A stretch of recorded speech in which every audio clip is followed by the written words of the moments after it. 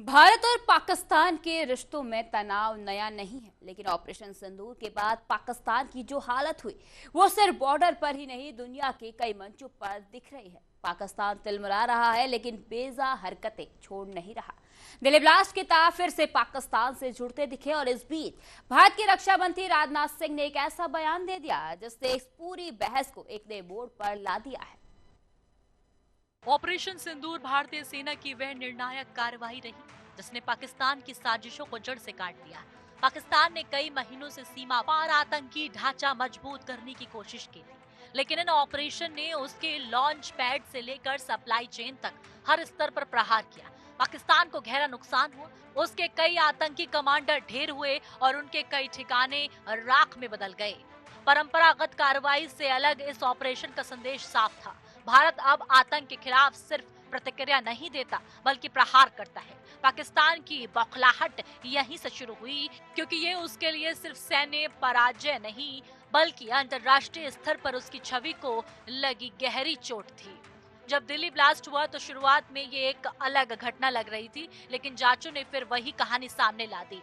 पाकिस्तान समर्थित मॉड्यूल, भारतीय एजेंसियों को मिले डिजिटल क्लूज, कॉल डिटेल्स और फंडिंग चेन, सबने पाकिस्तान की ओर इशारा किया।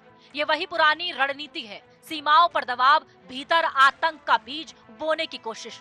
लेकिन इस बार फर्क ये है कि भारत की एजेंसियां कहीं ज्यादा मजबूत और सतर्क हैं। उन्होंने हमले के तुरंत बाद पूरे नेटवर्क को ट्रैक किया। पाकिस्तान अब दो मोर्चों पर घिरा है, एक तरफ सैन्य पराजय, दूसरी तरफ असफल आतंक साजिशें। और इसी माहौल में भारत के रक्षा मंत्री का बयान पाकिस्तान के लिए एक गूंज बनकर उभरा। अब रक्षा मंत्री राजनाथ सिंह का बयान न सिर्फ पाकिस्तान में भूचाल लाया, बल्कि भारत के अंदर भी राजनीतिक और सामाजिक बहस खड़ी कर गया।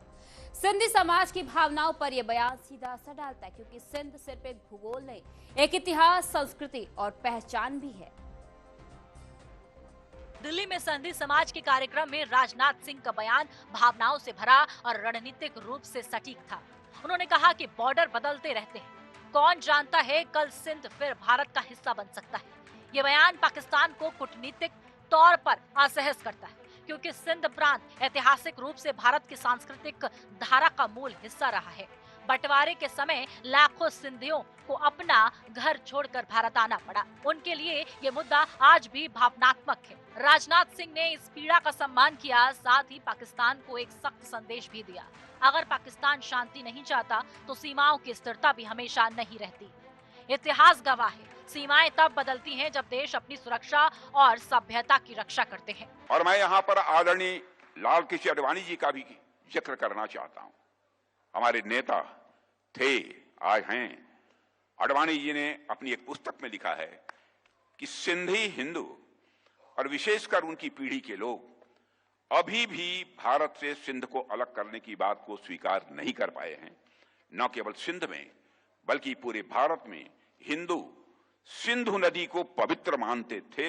सिंध के कई मुसलमान भी मानते थे कि सिंधु का जल मक्का के आबे जमजम से कम पवित्र नहीं है। राजनाथ सिंह के बयान के बाद पाकिस्तान की राजनीति और सैन्य प्रतिष्ठान हड़बड़ा गया।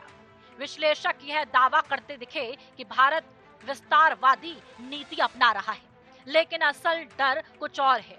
सिंध में लंबे समय से पाकिस्तान सरकार के खिलाफ असंतोष। सिंधी समुदाय लगातार अपने अधिकारों की लड़ाई लड़ रहा है। पाकिस्तान को मालूम है यदि भारत सिंध पर टिप्पणी करता है तो सिंध के भीतर भारत समर्थक भावनाएं फिर उभर सकती हैं।